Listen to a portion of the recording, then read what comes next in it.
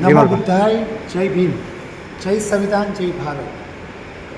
આપણે આજે એકત્રિત થયા છીએ 5 જુલાઈ 2026ના રોજ. આપ જોઈ શકો છો, આ દ્રશ્ય છે ધમ્મભૂમિ ધમ્મવિહાર બુદ્ધ વિહાર ભાવનગરના આ દ્રશ્યો છે. આજે સૌ અહીંયા ઉપસ્થિત એટલા માટે થયા છે કે ખૂબ જ દુઃખદ જે ઘટના બની થાઈલેન્ડમાં, જેમાં કે વિશ્વના શાંતિ માટેના સંદેશ માટે જે બૌદ્ધ ભિક્ષુ ગણ જે છે તેઓ વોક ફોર પીસ, જે શાંતિની યાત્રા માટે જેઓ નીકળ્યા હતા, તેમને લોકોની સડક દુર્ઘટનામાં ખૂબ જ હૃદય દ્રાવક ઘટના બની અને 9 થી 10 ભિક્ષુઓનું દેહાંત એમાં થઈ ગયું.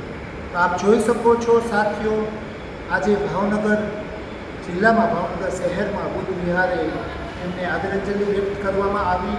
અહીંયા સામૂહિક બુદ્ધ વંદના કરવામાં પણ આવી છે અને જે કેન્ડલને પ્રજ્વલિત કરી આપણે સૌ સાથે મળી જે બૌદ્ધ ભિક્ષુઓનું જે દેહાંત થયું છે, અવસાન થયું છે, એમનો જે એક શાંતિના સંદેશ માટેની જે યાત્રા હતી, એમનો જે સંદેશ હતો એ આપણે આગળ પણ ધપાવીશું.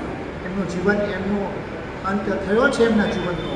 પણ સાથીઓ, આપ જોઈ શકો છો તથાગત બુદ્ધની પ્રતિમા, જે વિશાળ પ્રતિમા બુદ્ધ વિહારમાં છે.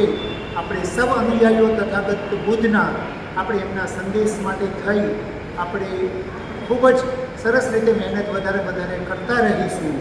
અને જેમ કે આજના દિવસે સંવેદના વ્યક્ત કરવામાં આવી, અહીંયા ધમ્મભૂમિ બુદ્ધ વિહારના સંચાલકોમાં જ્ઞાન પ્રકાશ ગોળજી છે, ડૉક્ટર મનોજ પરમાર અને મંજરીબેન, એ તેમના શબ્દો દ્વારા શાબ્દિક એમને આદરાંજલિ વ્યક્ત કરી અને સાથે જ એવો સંદેશ આપ્યો મહત્ત્વપૂર્ણ કે દુનિયામાં અને આ વિશ્વની અંદર કોઈ પણ વસ્તુ છે એ અનિત્ય છે. કોઈ પણ વ્યક્તિ, કોઈ પણ ઘટના, કોઈ પણ સમય, એટલે કોઈ પણ વાત અને સમય કે વ્યક્તિ કાયમ માટે આપણી સાથે નથી હોતી. તો મહત્ત્વપૂર્ણ સંદેશ એમણે આપ્યો. સુખ અને દુઃખ પણ આ દુનિયામાં, આ વિશ્વમાં કોઈના પણ જીવનમાં એ જો હોય તો એ પણ એ ક્ષણિક હોય છે. સુખ આવે એમ પછી દુઃખ પણ આવે અને એ કાયમ માટે નથી રહેતું.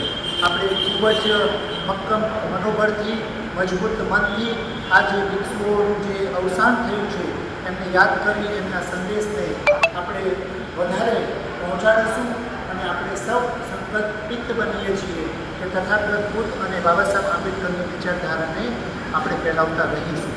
નમો બુદ્ધાય, જય ભીમ, જય સંવિધાન, જય ભારત.